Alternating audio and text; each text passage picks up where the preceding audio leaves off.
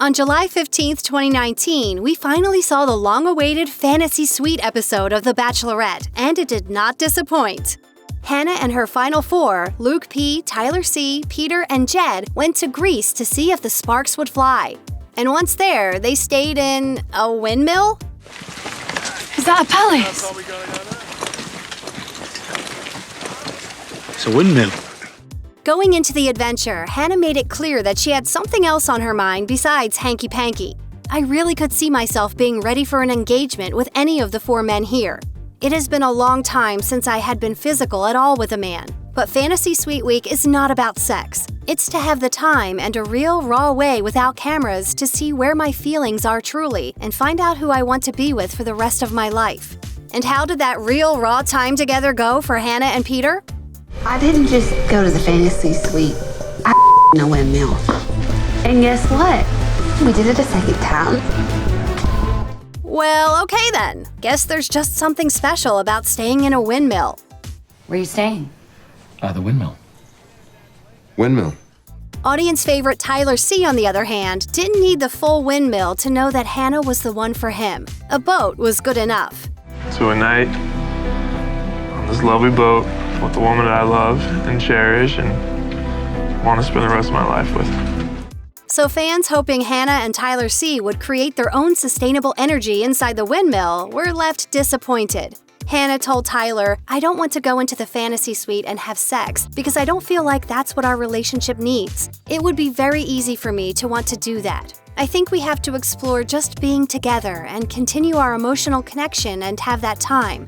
That's what we need in a fantasy suite." So what prompted Twitter user @TrashQueen19 to say, "Watching Hannah lambast Luke P.'s toxic misogynist gaslighting ass and not letting him speak was almost worth 10 long episodes of suffering through his bull."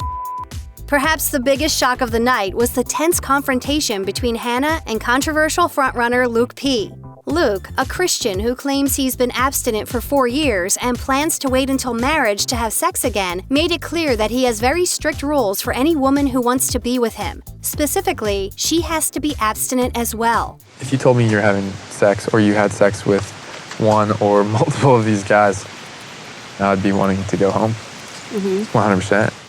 Hannah immediately confronted the blowhard. Why do you have the right to do that? Because you're not my husband. And you're not. Can I cut you off for a second? No. She continued, indicating that she wasn't comfortable with Luke's judgment of her. And then Luke completely blew it. I can understand a slip up, but like with all of them? That was the final straw, and Hannah blew him off. There have been so many times that I have wanted to say I am done with you, but my heart has just not allowed me to let you go. And I prayed so much for clarity, and I feel like I have finally gotten clarity on you. And I do not want you to be my husband. As Luke drove away, Hannah flipped him off. I answer to the Lord. I don't answer to Luke. I'm just relieved. I never have to deal with him again. And it's like, you dude.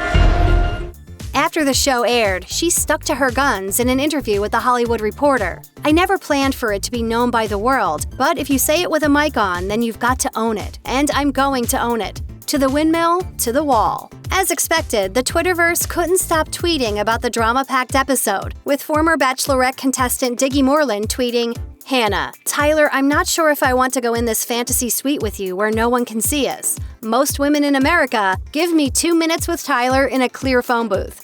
ET Live host Lauren Zima tweeted about how much she appreciated Tyler. "Unfortunately, even when I don't want to have sex is communicated, someone often still pushes to see if that can change. Tyler didn't." Comedian Michelle Collins tweeted, "My fantasy suite with Jed would involve me slowly lowering blinds in front of his face while saying, 'Goodbye!'" And Twitterati Rafa B wrote, "Luke is the classic psychopath. His I saw God moment was just him realizing he can control people by becoming a pseudo-preacher. Everything he said to Hannah was about control. Even his last words, 'Can we pray together?' So, sorry Luke, turns out your quest for a bride was, well..."